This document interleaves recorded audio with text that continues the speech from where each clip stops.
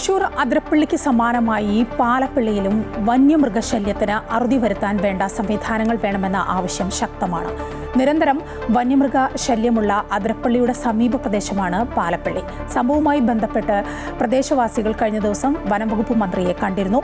ആനയും പുലിയും അടക്കം നിരവധി വന്യമൃഗങ്ങൾ ജനവാസ മേഖലയിൽ എത്തുന്ന പ്രദേശത്ത് കാടും നാടും വേർതിരിക്കാനുള്ള സംവിധാനങ്ങൾ ഇല്ലെന്നാണ് നാട്ടുകാർ ഉയർത്തുന്ന പരാതി. കഴിഞ്ഞ ദിവസമാണ് അതിരപ്പള്ളിയിൽ കർഷകന്റെ ജീവനെടുത്ത ആനയെ തുരത്താൻ വേണ്ട സംവിധാനങ്ങൾ ചെയ്യുമെന്ന് വനംവകുപ്പ് മന്ത്രി ഷിബു ബേബി ജോൺ പറഞ്ഞത്. ത്രിതല പഞ്ചായത്ത് മീറ്റിംഗിൽ പാലപ്പള്ളി പ്രദേശവാസികളും പങ്കെടുത്തിരുന്നു. അതിരപ്പള്ളിക്ക് സമാനമായി സംവിധാനങ്ങൾ പാലപ്പള്ളിയിലും നടപ്പിലാക്കണമെന്നാണ് നാട്ടുകാരുടെ ആവശ്യം.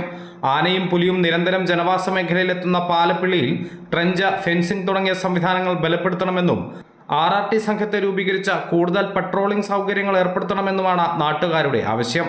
ഞങ്ങളുടെ ആവശ്യം ട്രഞ്ചുകൾ സ്ഥാപിക്കണം. ആദ്യമായിട്ട് ഒന്നാമത്തെ ആവശ്യം ട്രഞ്ചുകൾ സ്ഥാപിക്കുക. അതുപോലെ തന്നെ RRT ടീം ഒന്നും കൂടി ശക്തമാക്കുക. പ്രാദേശികമായിട്ടുള്ള അവിടെയുള്ള യുവാക്കൾ ഉൾപ്പെടുത്തി RRT ടീം ഉണ്ടാക്കുക. ഫോറസ്റ്റ് ഉദ്യോഗസ്ഥരെ കൂടുതൽ പട്രോളിങ്, ഞങ്ങൾക്ക് എല്ലാ ദിവസവും പട്രോളിങ് സൗകര്യം ഏർപ്പെടുത്തുക എന്നൊക്കെയാണ് ഞങ്ങളുടെ ആവശ്യം. അതിരപ്പള്ളിയിലെ ആനയെ തുരത്താൻ സ്പെഷ്യൽ ഡ്രൈവ് സംഘടിപ്പിക്കുമെന്ന കഴിഞ്ഞ ദിവസം പ്രദേശത്തെത്തിയ വനം വകുപ്പ് മന്ത്രി പറഞ്ഞിരുന്നു. അതിരപ്പള്ളിക്ക് സമാനമായി പാലപ്പള്ളിയിലും കാടും നാടും വേർതിരിക്കുന്ന സംവിധാനങ്ങൾ ഉൾപ്പെടുത്തുമെന്ന പ്രതീക്ഷയുണ്ടെന്ന് പ്രദേശവാസികൾ പറയുന്നു. അമൃത ന്യൂസ്, തൃശൂർ.